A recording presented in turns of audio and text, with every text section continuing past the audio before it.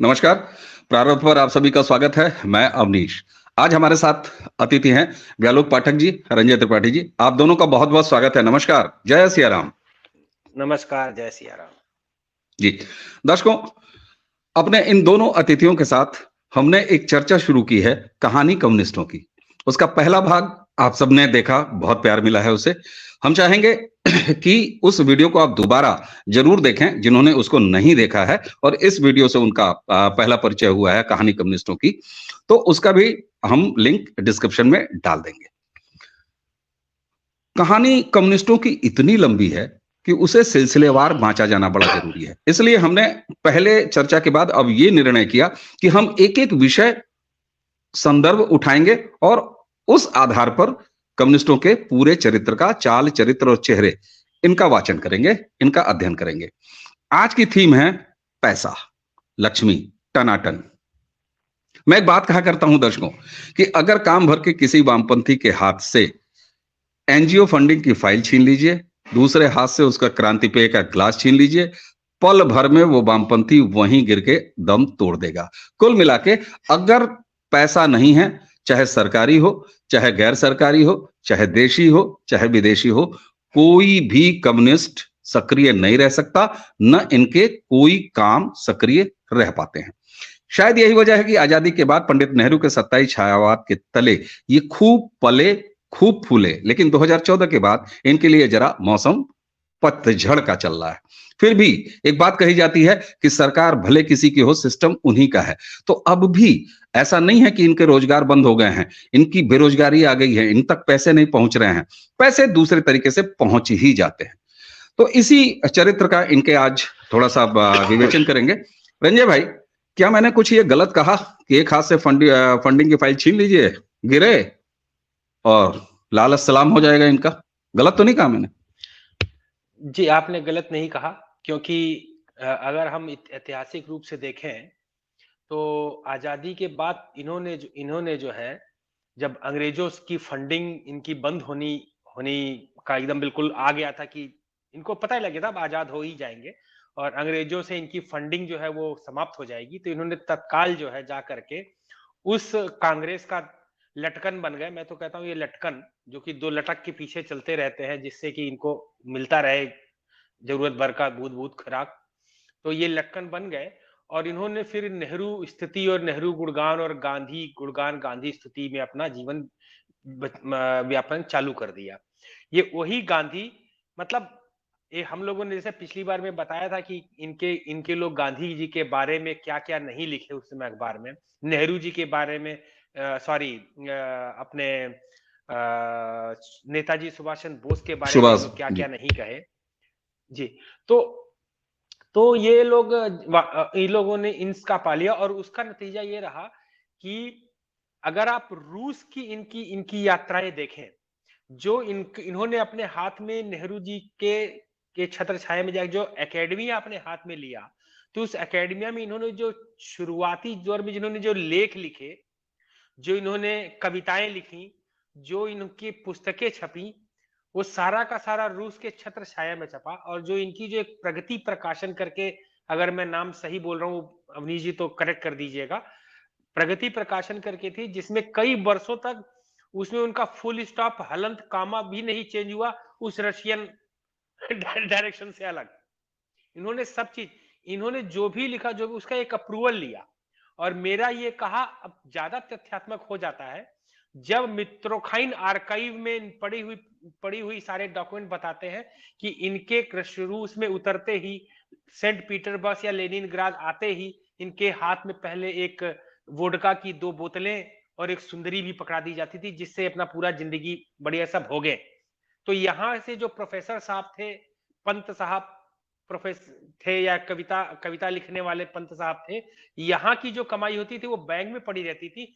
कभी वो चेक काट के, तब तब एटीएम नहीं था, तब चेक काट के शायद या विड्रावल स्लिप निकाल के पैसे निकालने पड़ते थे, वो नहीं निकलता था।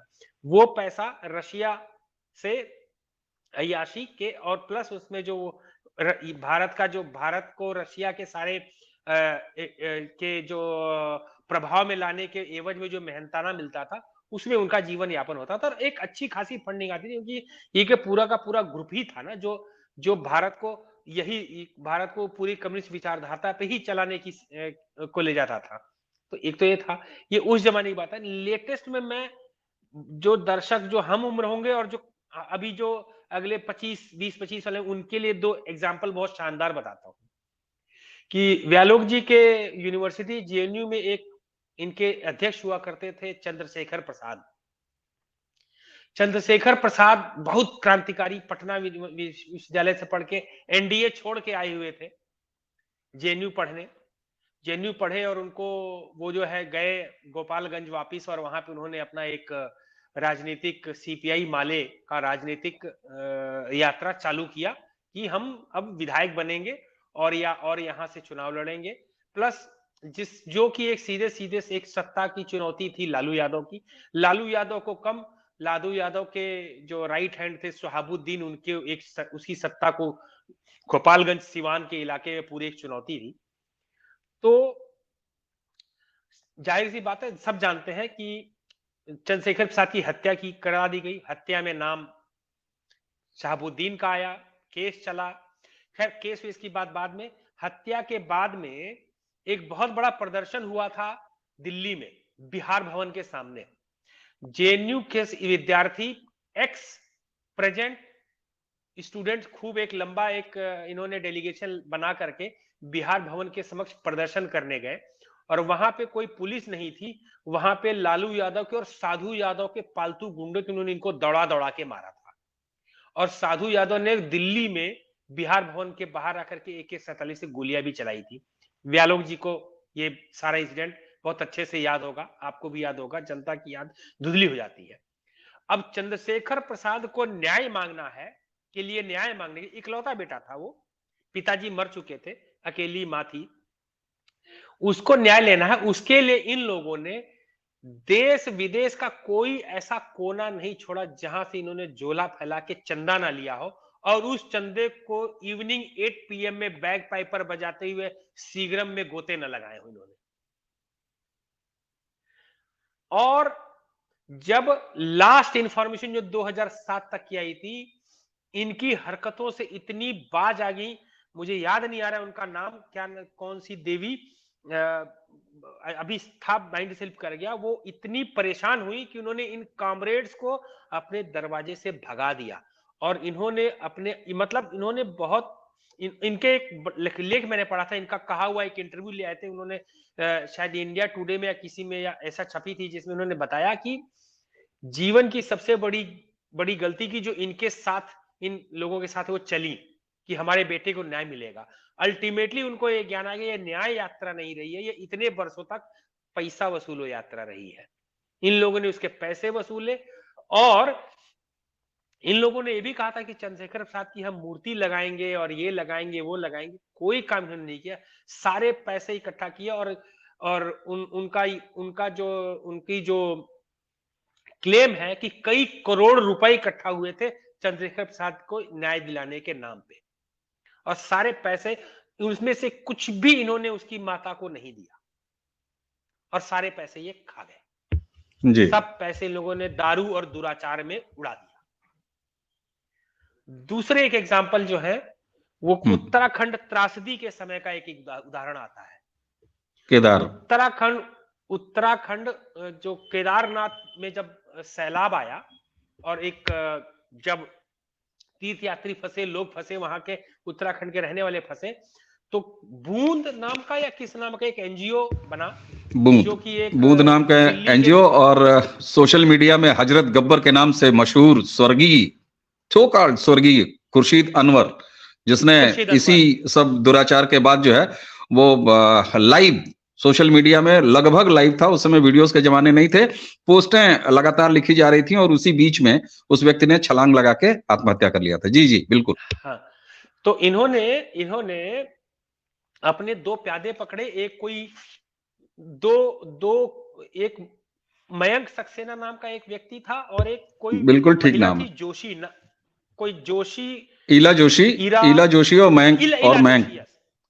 हाँ, इनकी अगुवाई में उसने एक भेजा कि जाओ और हम पैसा, और इन लोगों ने इतने पैसे इकट्ठे किए वहां पे, और कोई भी इसमें से कोई भी ऋषिकेश से एक कदम आगे नहीं गया। एक पैसा किसी भी शिविर, भाई जब आप त्रासदी के लिए मदद करते हैं तो प्रधानमंत्री राहत कोष होता है। उस समय तो कोई प्रधानमंत्री तो इन्हीं के मन को मोहन करने वाले मनमोहन जी थे। उत्तराखंड में सरकार जो कि मुख्यमंत्री राहत कोष में थी वो भी कांग्रेस की थी। सब इनको जिस इंक्यूबेशन में ये पल के बड़े होते हैं सब वही था। ना इन्होंने मुख्यमंत्री राहत कोष में कोई पैसा इकट्ठा करके दिया, ना प्रधानमंत्री राहत कोष में दिया, ना आर्मी वेलफेयर फंड में दिया, क्योंकि आर्मी के बहुत बड़ी परिवार जो उसमें हुए थे, क्योंकि उत्तराखंड से बहुत सारे आर्मी में लोग जाते हैं, उनके परिवार का भी वेलफेयर फंड होता है, ना उसमें दिए, किसी में नहीं दिए। और वापिस आने के बाद में पैसों की बटाई को लेकर के और इनकी अय्याशियों को खुद एक दूसरे को नंगा करते हुए कि एक लड़की का इन्होंने बलात्कार किया, किसके साथ में कैसे संबंध है, कौन क्या है, और प्लस पैसों की मार कुटाई जो है वो सारी की इन्होंने। और उनमें इनका जो सरगना था खुर्शीद अनवर, मतलब ये तो बेशर्म होते, वो शायद उसके अंदर में एक थोड़ा सा वो कम्युनिस्टों का वाला जो पूरी तरीके से वो घुटा नहीं था, थोड़ा सा शर्म उसके अंदर कुछ बाकी थी, तो कूद गया वसंत कुंज में चौथी मंजिल से और मर गया। बिल्कुल बिल्कुल ठीक बात है। और बाकी जो उसके जितने ये लपाड़े लौंडे लपाड़े जो ये जो चंगू मंगू पाले थे, उसमें से किसी एक के चेहरे पे शिकन तक नहीं है, सब जी रहे हैं उसी पैसों से। तो बिल्कुल ये अपनी सारी ईमान बेच करके पैसा कमाने वाले लोग हैं, और यही उनका ब्रीडिंग ग्राउंड है। बिल्कुल ठीक बात है, बिल्कुल ठीक बात है। और आपके इस दूसरे वाले उदाहरण को जो केदार त्रासदी से जुड़ी हुई है, तो उसको थोड़ा सा और आगे मैं बढ़ा देता हूं। आज मणिपुर की सो कॉल्ड इनकी जो चिंता है, मणिपुर की महिला, जिस बच्ची का इन्होंने शोषण किया था, दैहिक शोषण किया था, वो बच्ची भी उसी मणिपुर से बिलोंग करती थी। तो ये घटना उस समय जो लोग भी सोशल मीडिया में एक्टिव थे उन सबको पता है। तो ये इनका कुल चरित्र रहा है। आपने तो बड़ा रिसेंट चरित्र बांच दिया, जिससे अपने आप को दर्शक बहुत अच्छे से जोड़ पाएंगे। अब जरा इनके इतिहास पे चलते हैं, और चलते हैं जैनों की तरफ। दर्शक चौंकेंगे कि हम जैनों की तरफ कहां जा रहे हैं। व्यालोक जी बैठे हुए हैं ना, व्यालोक साहब जी। सबसे पहले तो आपको जैनों प्रणाम। आप वामपंथ के काबे से ताल्लुक रखते हैं, आपने वहां शिक्षा लिया है, लेकिन आपके ही खाते में ये उपलब्धि भी दर्ज है कि छात्र रहते हुए दर्शकों, जैनू कैंपस में पहली बार मां भगवती आराध्य मां दुर्गा की मूर्ति स्थापना का श्रेय भी व्यालोक पाठक जी को जाता है। व्यालोक जी, सभी दर्शकों और आप दोनों को जय सिया राम, जय मां भगवती। देखिए, मैं 97 में जेएनयू पहुंचा था, और जिन चंद्रशेखर की बात कर रहे हैं वह सैनिक स्कूल तिलैया के थे। एनडीए छोड़ा उन्होंने, और एक आदर्शवाद जो होता है लोगों में 19-20 वर्षों में, वो उससे करीब 27-28 वर्षों तक पीड़ित थे।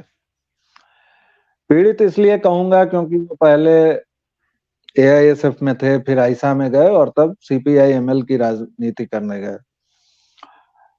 सिवान मेरी जन्मभूमि है, पितृभूमि है, तो मैं जानता हूं कि सिवान में शहाबुद्दीन और माले का और कोई भी लफड़ा नहीं था। वहां बेसिकली जमीन की लड़ाई थी। ये बात चंद्रशेखर को पता थी या नहीं थी मुझे नहीं पता, लेकिन शहाबुद्दीन जैसे गुंडे के समर्थक हिंदू भी थे, और हिंदुओं के हर एक वर्ग में थे, क्योंकि माले वाले किसी की भी जमीन पर लाल झंडा गाड़ देते थे। और शहाबुद्दीन प्रोटेक्शन मनी भले लेता था, गुंडा था, और वो उनसे बचाता था। और उसी क्रम में चंद्रशेखर बीच की फायरिंग रेंज में आए, बीच में फंसे, और चूंकि वह आदर्शवादी थे इसलिए मारे गए।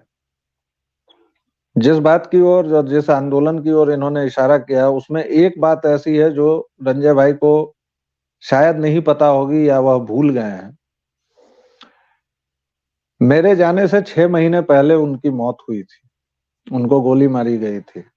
और जेएनयू से बसें भर भर कर, आज का आईटीओ दिल्ली का, तब का आईटीओ बिल्कुल अलग था, भयंकर जाम और धुआं और धक्कड़। आज जैसे छोटे कस्बे और शहर हैं। उसके बाद तो सीएनजी आई, फिर मेट्रो आया, बहुत सारी चीजें हुई। और आईटीओ पर जो लोग गए उसमें सबसे ज्यादा अखिल भारतीय विद्यार्थी परिषद के कार्यकर्ता थे, नोट कीजिए। और वहां जब बैरिकेड तोड़ा गया उसमें सबसे आगे हमारे एक सीनियर थे जो आज एक बड़े पोस्ट पर हैं, इसलिए मैं उनका नाम नहीं लूंगा। पुलिस की लाठी से उनका पैर टूट गया। उनके एक साथी थे जो एक बहुराष्ट्रीय कंपनी में आजकल यूएई में है, उनका हाथ टूटा। और ये दोनों विद्यार्थी परिषद के थे। उसके बाद बिहार भवन वाली घटना हुई जहां लालू के साले ने और उनके गुंडों ने, साधु यादव और उसके गुंडों ने छड़ों से, हॉकी स्टिक से और इससे पिटाई की और बंदूक से फायर भी किया। इसके बाद जब लोग लौटे, और विद्यार्थी परिषद के लोग तो आप जानते हैं कि इमोशनल होते हैं और बहुत उनके लिए आर या पार की लड़ाई होती है। तो जब बैठक हो रही थी तो याद कीजिए उस समय सरकार किसकी थी? 96 में अटल जी की नहीं बनी थी। मतलब वो उस समय उस सरकार में कांग्रेस और ये सब जनमोर्चा वगैरह टाइप की खिचड़ी अलाइज पकी की हुई थी। खिचड़ी, हाँ अलाइज खिचड़ी की सरकार है। खिचड़ी सरकार थी। देवेगौड़ा की सरकार थी और उसमें लालू की बहुत चलती थी। लालू का एक फोन सीताराम येचुरी को गया और वो आंदोलन, उस समय एसएफआई थे जिनको हम लोग सफाई कर्मी कहते थे, और यह कोई मतलब डेरोगेटरी सेंस में नहीं था। सफाई कर्मी इसलिए कहते थे कि वो लोग साफ हो जाते थे हमारे सामने से, और बाद में तो वो एसएफआई से सीधे वो कांग्रेस की ओर ही जाते थे। और वो हमारे यहाँ लंबी परंपरा है। बत्तीलाल बैरवा प्रेसिडेंट हुए, आजकल राजस्थान कांग्रेस में है। फिर नासिर हुसैन प्रेसिडेंट हुए एसएफआई के, आजकल कांग्रेस के राज्यसभा सदस्य हैं।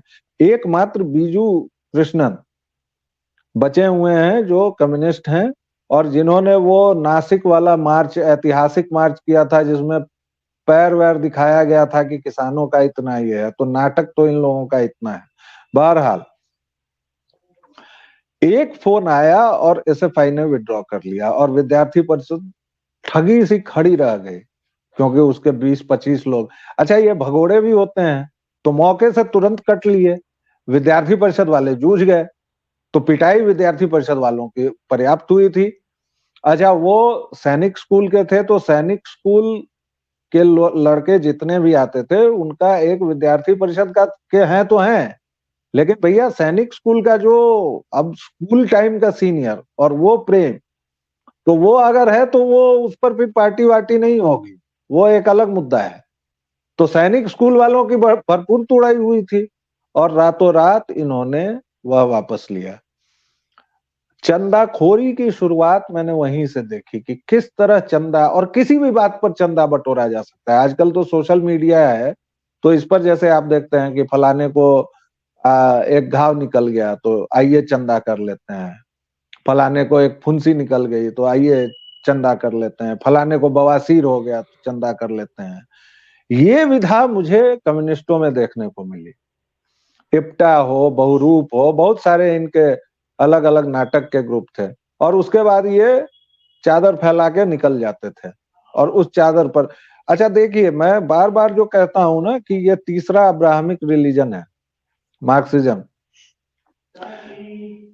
तथाकथित जो सूफी संत दरवेश वगैरह होते हैं वो भी हरी चादर लेके निकल जाते हैं गाते हुए।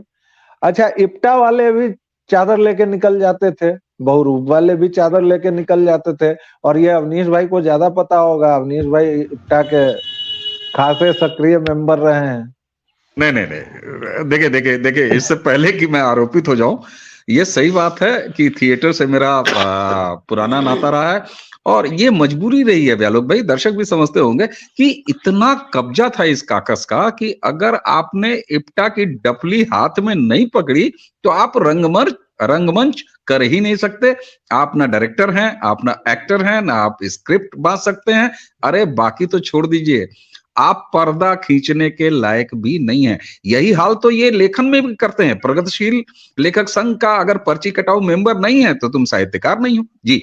मैं वहीं आ रहा था कि अगर आप, जब हमने पत्रकारिता शुरू की थी 2003-4 में, तो जब मैं कहता था कि मैं दक्षिणपंथी हूं या मेरी बातों से लगता था या मैं राष्ट्रवादी हूं, तो मुझे ऐसे देखा जाता था जैसे कि मैं चिड़ियाघर से आया हूं। तो वो हम सब ने देखा है, लेकिन जैसे आप जेएनयू पर मुझसे मौज लेते हैं तो इप्टा पर मेरा भी हक है आपसे मौज लेने का।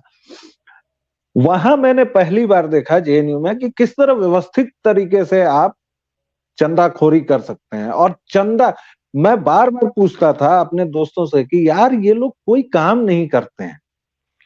हम लोगों को चिंता हो रही है कि बीए के बाद क्या करेंगे, एमए के बाद क्या करेंगे। ये लोग पढ़े हुए हैं, पीएचडी में पता नहीं कौन सा अफ्रीकन स्टडीज कर रहे हैं, अफ्रीका से इनको क्या मतलब यार। और ये लोग गा रहे हैं, नाच रहे हैं, रोज रात को पार्टी हो रही है। उस पार्टी के डिटेल्स दर्शक अपनी अपनी कल्पना से गढ़ लें, और इनको कोई चिंता नहीं है। तब मुझे बताया गया कि भाई ये बहुत ही सॉलिड, इनके आप अगर, भाई इनके बहुत सारे प्रकाशन हैं, इनके बहुत सारे एनजीओज हैं, इनके इंटरनेशनल एनजीओ जो भी है वह भारत को ब्रेकिंग इंडिया फोर्सेज के साथ है, उसके साथ आप जुड़ जाइए। जिन लोगों को मैंने डफली बजाते हुए देखा है जेएनयू के, वही लोग पीएचडी करके आज वर्ल्ड हेल्थ ऑर्गेनाइजेशन में, यूएनएचसीआर में, यूएन के कई संस्थानों में 3 लाख 2.5 लाख महीने की सैलरी पर हैं, और वो लोग अपने लोगों को सेट करते हैं। तो ये उनका चंदाखोरी का दूसरा है।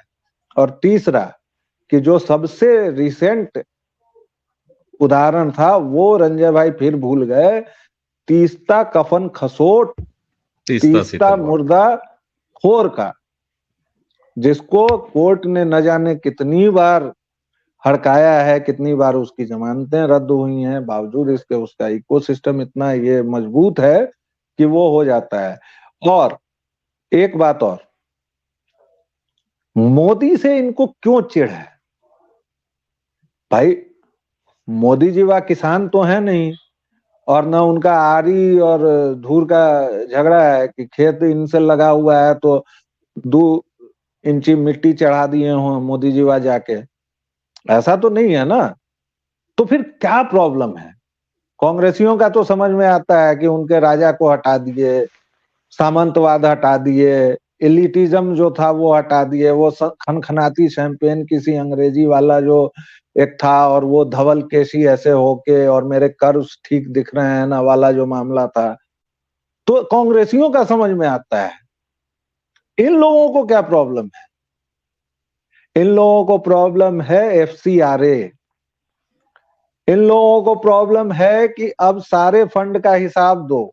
इन लोगों को प्रॉब्लम है कि इतनी कस दी गई है व्यवस्था कि सारे एनजीओ वाले कहते हैं कि भाई अब तो भूखमरी आ गई। क्यों?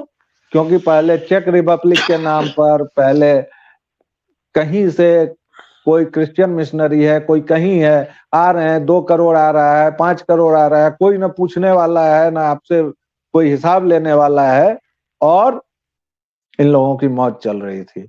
इसलिए मोदी जी से इतनी चिढ़ है, और यही इनका चंदाखोरी का पूरा जो पैटर्न है वही है। वैसे तो आप मुझे कहेंगे तो मैं 2-3 घंटे इस पर बोल सकता हूँ।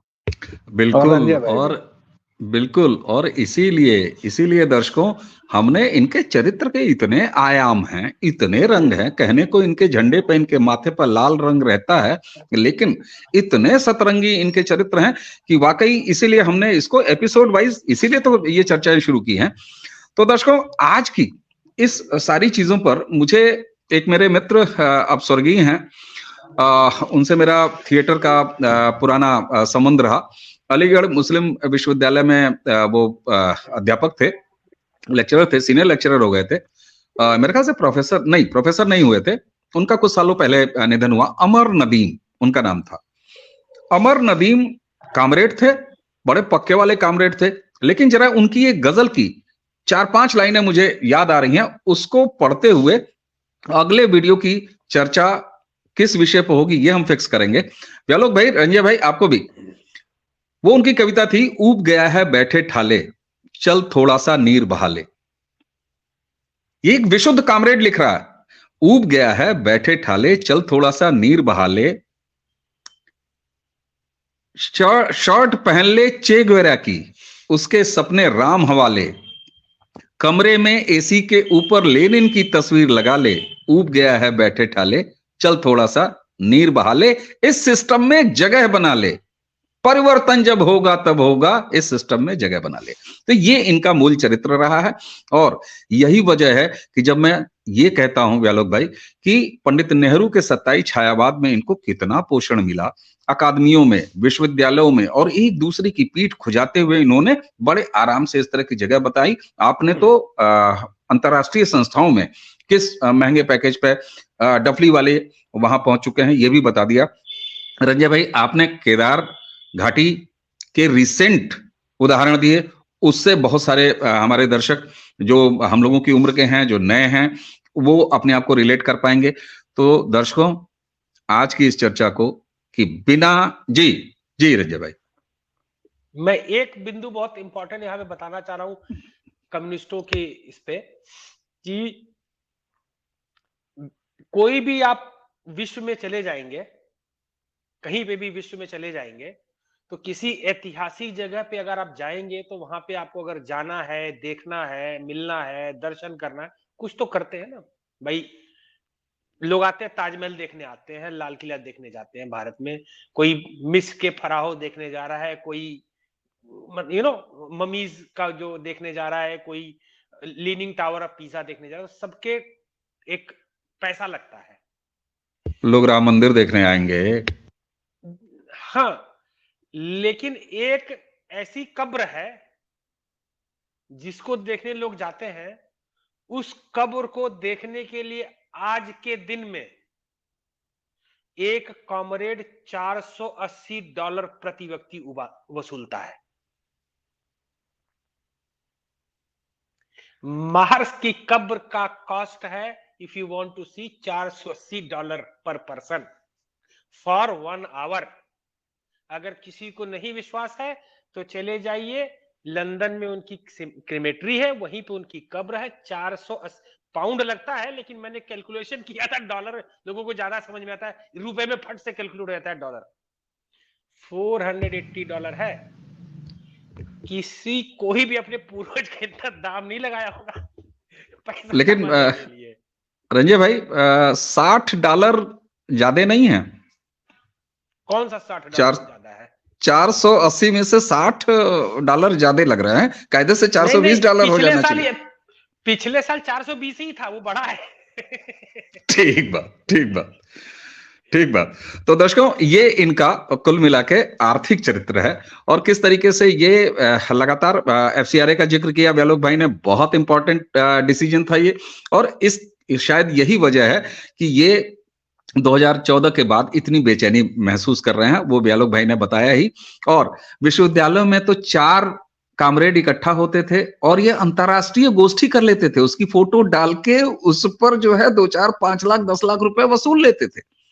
और रंजय भाई, आपने बहुत अच्छी बात कही कि किसी कामरेड के लिए ये मृत्यु के समान है कि उसको अपना ATM या अपने बैंक खाते से पैसा निकालना पड़े गुजारा करने के लिए। 2014 के बाद थोड़ी सी स्थिति बदली है और शायद यही तड़प है। तो दर्शकों, हमें उम्मीद है कि कहानी कम्युनिस्टों के इस दूसरे एपिसोड का आपने आनंद लिया होगा। क्यों? बिल्कुल आनंद ही कह रहा हूं मैं, क्योंकि ये आनंद के लायक हैं। बेचारे जरूर हैं, उतने भी बेचारे नहीं हैं। हम धीरे धीरे इनके हर चरित्र को बांचेंगे आगे के एपिसोड में। पुराना वीडियो पहले एपिसोड का नीचे डालेंगे और उसी के साथ व्यालोक भाई ने तीस्ता सी तलवार के जिस चरित्र का बखान किया है कफन खसोट, और जिसको अभी अभी गुजरात हाईकोर्ट ने लंबी लताड़ लगाई है कि तुम माफ करने के योग्य नहीं हो, वो डिस्कशन हमारा और व्यालोक भाई का है, वो भी आपको इस वीडियो के डिस्क्रिप्शन में मिलेगा, उसे भी जरूर देखिएगा। तो दर्शकों, इसी के साथ व्यालोक भाई, रंजय भाई, आप दोनों को बहुत बहुत धन्यवाद, और व्यालोक भाई, रंजय भाई के साथ आप सभी को नमस्कार, प्रणाम। जय श्री राम। जय सिया राम।